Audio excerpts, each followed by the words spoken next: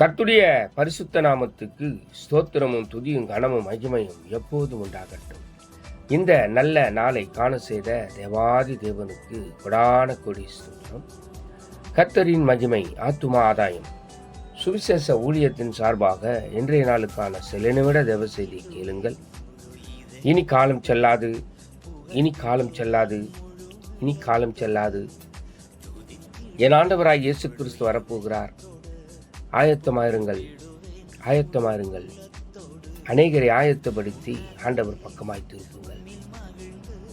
பக்கத்துணையாய், பக்கபலனாய், உங்க பக்கத்திலேயே இருந்து பக்குவமாய் எல்லா நல்ல காரியங்களையும் செய்து முடிக்கிற பரிசுத்தர் உங்களுடனே கூடவே இந்த நாள் முழுவதும் இருப்பார். விசேஷமாக எரேமியா 1:19 இது மீண்டுமாக உங்க சிந்தனைக்கு. அவர்கள் உனக்கு விரோதமாக யுத்தம் பண்ணுவார்கள், ஆனாலும் உன்னை மேற்கொள்ள மாட்டார்கள். உன்னை ரட்சிக்கும்படிக்கு நான் உன்னுடனே இருக்கிறேன் என்று கர்த்தர் சொல்லுகிறார். எனக்கு பிரியமான தேவ ஜனமே, தேவனை ஆராதிக்கிற தேவ ஜனமே, இயேசு கிறிஸ்துவின் ரத்தத்தினால் மீட்கப்பட்ட தேவ ஜனமே, அவர்கள் உனக்கு விரோதமாக யுத்தம் பண்ணுவார்கள், கலங்கம் பண்ணுவார்கள், போராட்டம் பண்ணுவார்கள், ஆனாலும் ஒருவரும் உங்களை மேற்கொள்ள முடியாது என்று கர்த்தர் சொல்லுகிறார். அவர் உங்களுடனே கூட இருந்து உங்களை தப்புவித்து காக்க அவர் வல்லவராய் இருக்கிறார்.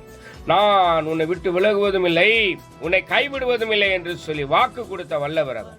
உங்களை ஒருபோதும் கைவிட மாட்டார், ஒரு நாளும் உங்களை கைவிட மாட்டார். உங்களுடனே கூடவே இருக்கிறேன் என்று சொன்னவர். இதோ உலகத்தின் முடிவு பரியந்த நான் உங்களுடனே கூட இருக்கிறேன் என்று சொல்லி வாக்கு கொடுத்த வல்லவர் அவர் அல்லவா? ஆக எது குறித்தும் கலங்காதிருங்கள், பயப்படாதிருங்கள். உனக்கு விரோதமாக எந்த காரியங்களை செய்தாலும் கர்த்தர் அது இன்று முறியடித்தார். இன்று உங்களுடனே கூடவே இருந்து எல்லா நல்ல காரியங்களையும் செய்து முடிப்பார். God bless you. God bless you.